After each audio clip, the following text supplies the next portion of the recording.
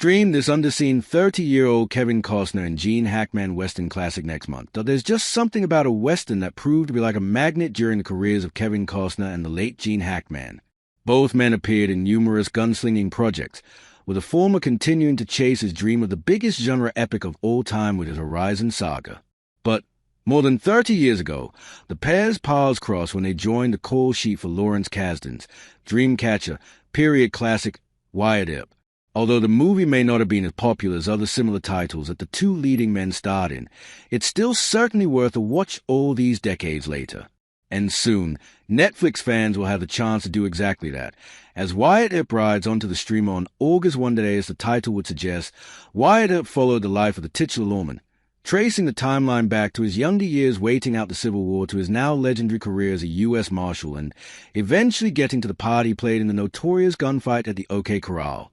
Clocking in at just short of 4 hours in length, Kasdan's Western flick was about as epic as they come, leaving no stone unturned when chronicling the historical figure's life.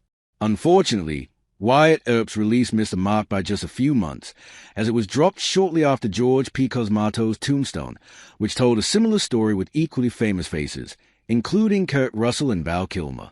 With this date snafu and the film's overall runtime, Wyatt Earp was largely a miss of critics and audiences alike, with Tombstone reigning supreme as a more talked-about cult favorite to this day. Though Kasdan and Warner Brothers may not have sunk the shot as far as timing is concerned, the cast behind Wyatt Earp can certainly give the folks behind Tombstone a run for their money.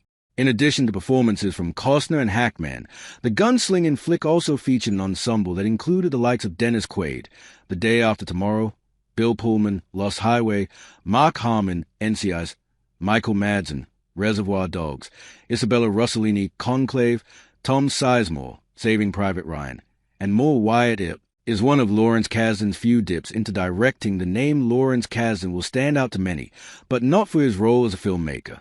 Sure, he helmed movies like Wyatt Earp, The Big Chill, and French Kiss, but much of Kasdan's industry success has come thanks to his incredible talent as a writer.